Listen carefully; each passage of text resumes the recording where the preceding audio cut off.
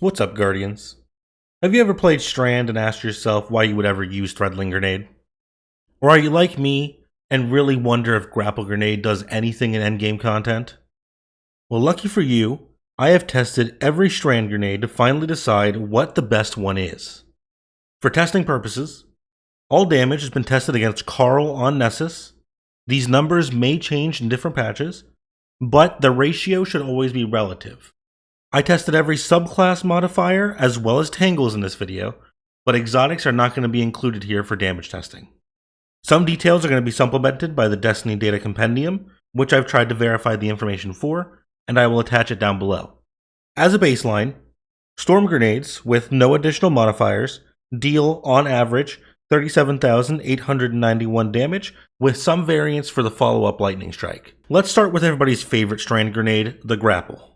Grappling Grenade lets you weave a grappling hook and quickly pull yourself forward.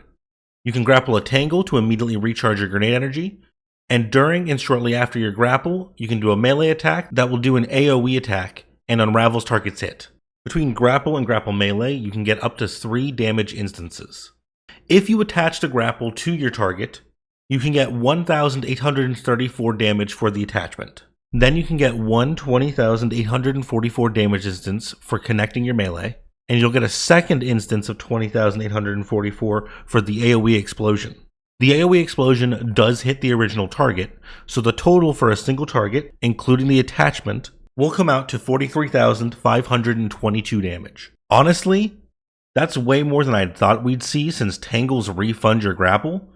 You can spawn Tangles on any Strand class, or if you're a hunter, you can make your own grapple points, which will refund your grapple as well. So with almost no cooldown on these things, 43,000 is a pretty solid number to start out with. However, in higher end content, it can still be really lethal to go in for a melee without proper damage resist, damage reduction, or healing of some kind, or at least a damage buff. Shackle Grenade is a thrown weapon of weighted strand matter that detonates on impact, suspending targets and creating additional projectiles that also suspend.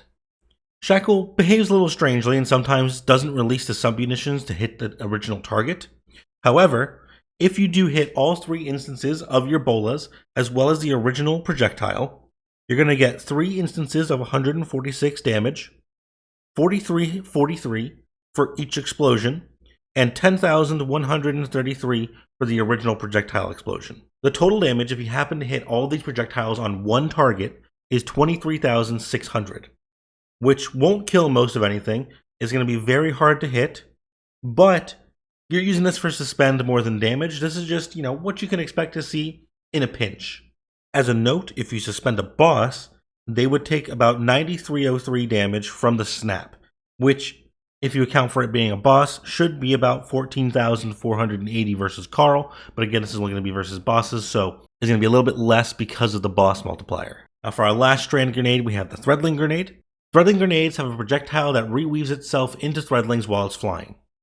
These Threadlings are sentient, can target things on their own, and might not always hit the same target.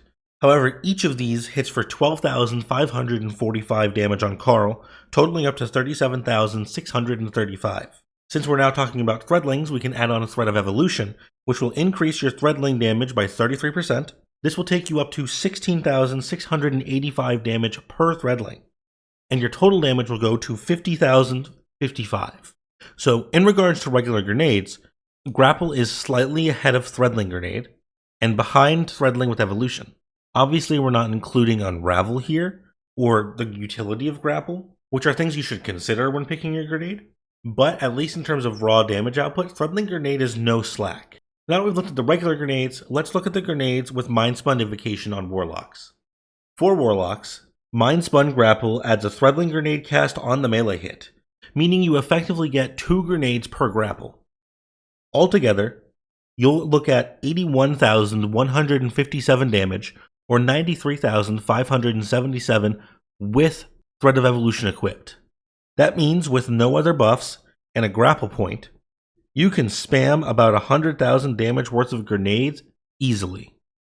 Now, Mindspun Shackle Grenades give you a buff for 25 seconds where, for the duration, any weapon kill spawns an explosion around the enemy that will suspend other nearby enemies.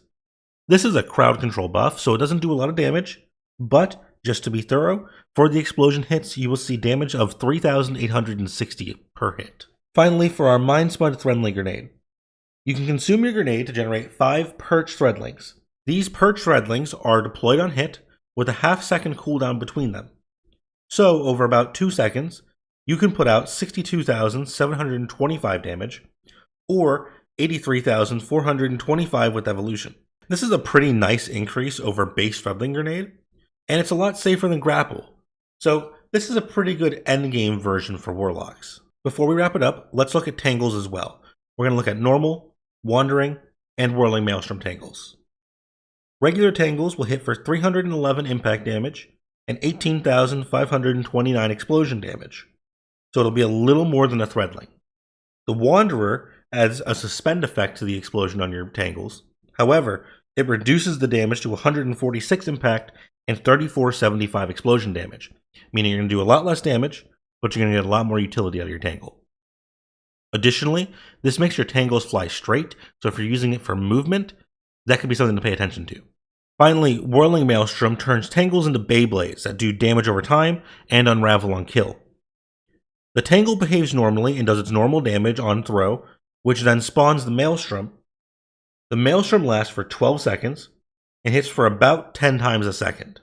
It'll do 1,545 damage per hit for 120 hits, totaling 204,240 damage at 17,020 DPS total.